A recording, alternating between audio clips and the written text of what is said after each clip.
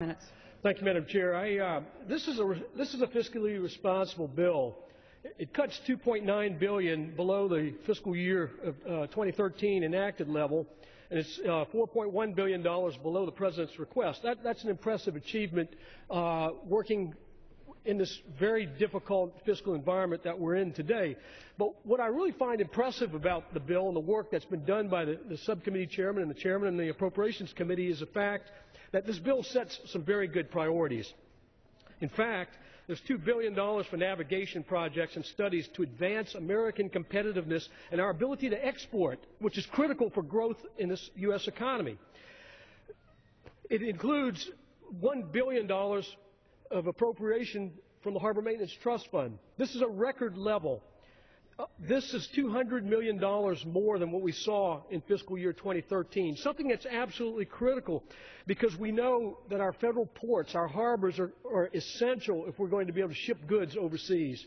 Getting the dredging funds is absolutely necessary because we lose economic efficiency. In fact, on the Mississippi River, every time we lose a foot of draft, it's about $1 million per ship per day in lost economic activity.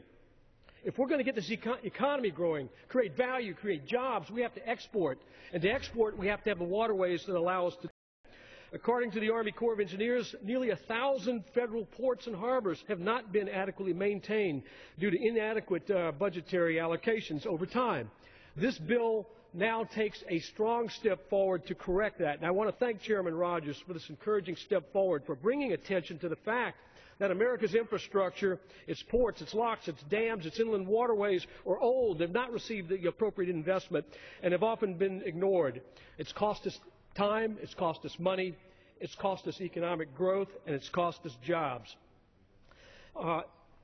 Clearly, if we're expanding these trade agreements, looking at the Pacific with the Trans-Pacific Partnership, looking at a transatlantic agreement, we have to have our ports, our harbors, our waterways working at maximum efficiency if we're going to grow this economy.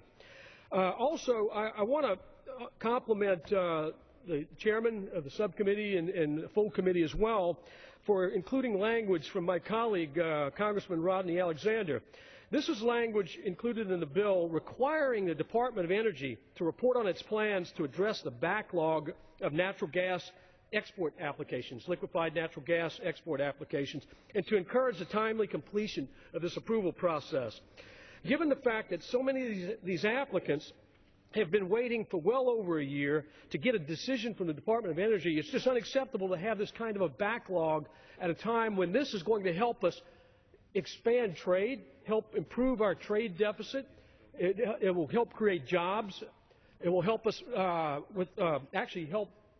interestingly, help stabilize the price of natural gas, so we'll see more drilling and helps our energy security in the long run. So by expediting this process, getting the Department of Energy to be held to account on the backlog of these permits is critically important because these have very millions of dollars in this permitting process, and to be sitting in limbo is just simply unacceptable. And so I'm very, very happy that Congressman Alexander's language has been included in this base bill, and I want to thank the chairman for doing this. And with that, Madam Chair, I'll yield back the balance of my time. Gentleman yields back.